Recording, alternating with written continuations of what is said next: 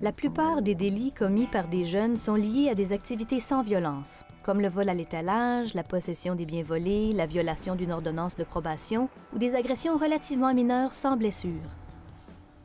Dans plusieurs pays, et notamment au Canada, l'expérience révèle que les mesures extrajudiciaires peuvent constituer une réponse efficace aux infractions moins graves perpétrées par les adolescents. Un des objectifs clés de la loi sur le système de justice pénale pour les adolescents est d'encourager le recours à des mesures extrajudiciaires adaptées.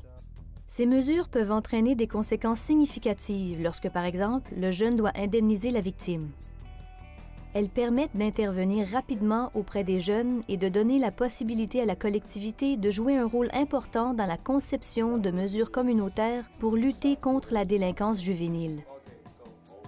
Grâce à cette loi, les policiers peuvent librement utiliser des options de pré-inculpation. Il leur est même demandé d'avoir d'abord recours à des mesures extrajudiciaires pour lutter contre un comportement délictueux. Le policier peut choisir d'avertir verbalement l'adolescent ou d'adresser une mise en garde officielle. On avertit officiellement l'adolescent que s'il continue à se comporter ainsi, il pourra être inculpé. L'agent de police peut organiser une réunion avec nos partenaires communautaires pour recommander des mesures extrajudiciaires adaptées.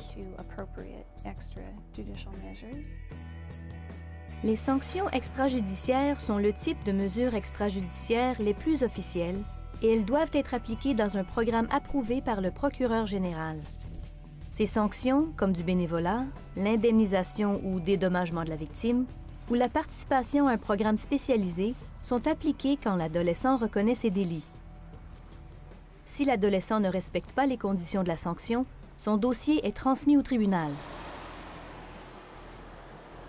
Au niveau des sanctions extrajudiciaires, on a 95 de taux de réussite. Donc, ça veut dire que les jeunes, dans 95 des cas, même si la mesure, elle est simplement volontaire, ils vont remplir la mesure.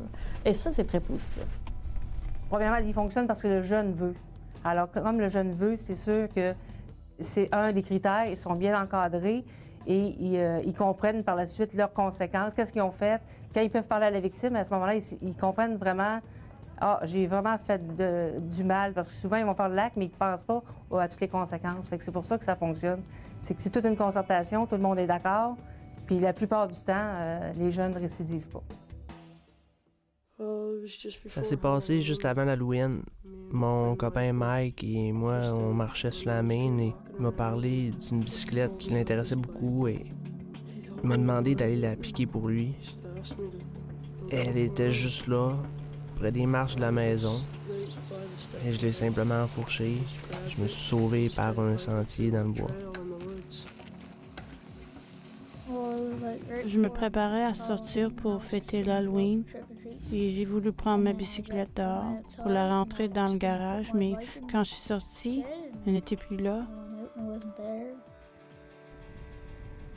Son dossier a été transféré à un programme d'aide en milieu rural du Nouveau-Brunswick, créé pour offrir une alternative à l'emprisonnement pour les jeunes qui commettent des offenses non violentes.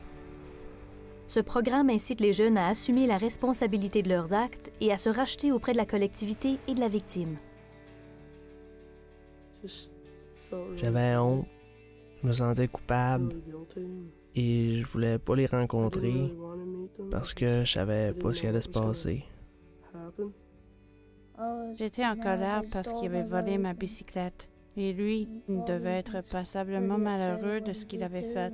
Je ne pense pas qu'il va recommencer parce qu'il ne veut pas être connu comme un voleur.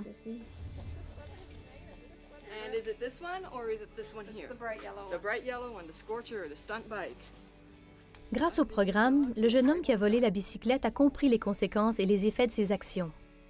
Pour se faire pardonner, il a décidé d'acheter une bicyclette toute neuve au garçon de 10 ans afin de remplacer celle qu'il avait démontée pour vendre les pièces. Une leçon dispendieuse, mais précieuse.